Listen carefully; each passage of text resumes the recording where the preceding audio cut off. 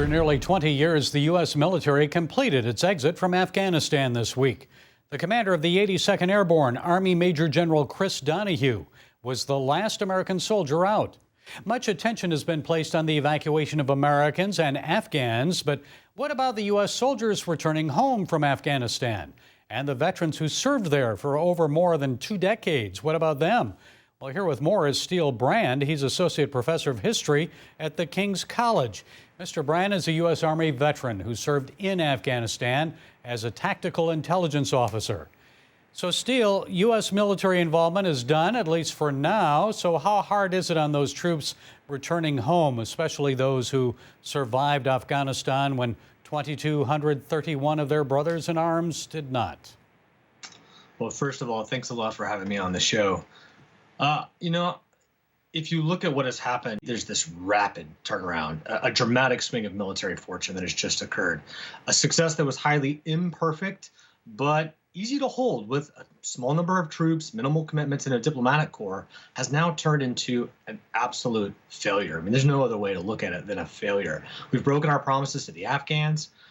Biden broke his promises to us and the Afghans. It was not safe and orderly. People have been left behind, and now we don't even have diplomatic personnel in the country. So I think a lot of veterans are looking at this and thinking, oh my goodness, my service was in vain. Everything I've done, the lives that I saw that were lost, my buddies who are no longer here, the wounds that I will always carry with me, and not just physical, but also emotional, all of these things feel like they were sacrifices that were worthless. These veterans need to be reminded that their work was not in vain. They represented a series of virtues that are indispensable to a proper functioning republic. Discipline, loyalty, trust, courage, self-sacrifice, serving your country. These vets did that for 20 years. Whether we win, whether we lose, that is good, period. Yeah, they did a great job. So what effect do you think it would have on the troops if American political and military leaders were to be held accountable for the way the withdrawal was conducted? Yeah, I mean, this needs to happen. There needs to be a reckoning that comes both in the midterm and then in the presidential election in 3 years.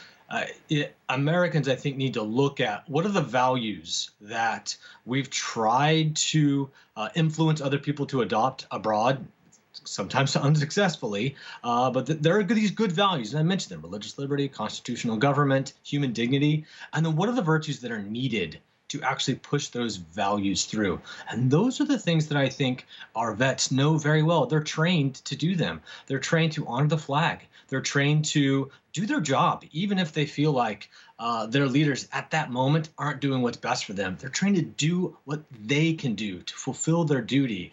And they're trained to keep their word, to have trust, to be trustworthy. I mean, these are things that we need to demand of our leadership. It's not just about bad strategic choices. It's about a failure of principles. It's about a failure of morals that has occurred at the national level. And it seems like it just keeps happening and happening. You're a history professor at the King's College, so let's look back.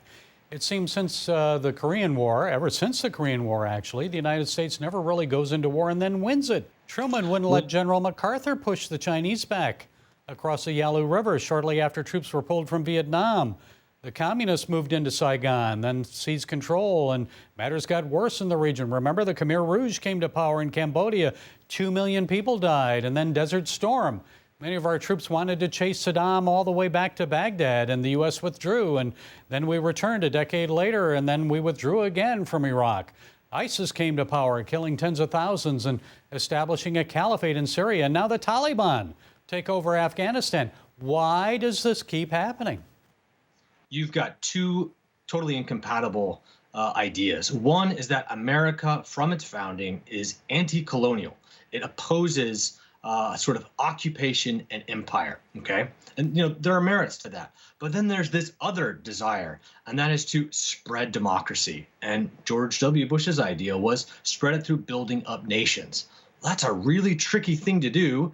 There may be kind of a reason to try it, but when you put those two together, that's what creates what we've had since the Cold War. The average when I was in Afghanistan, the number one lesson I learned in 2012 was I can't control everything. there are things that are just way beyond my capacity to direct. And I was in the know. I was a tactical intelligence officer. But what I did realize is I can do my job.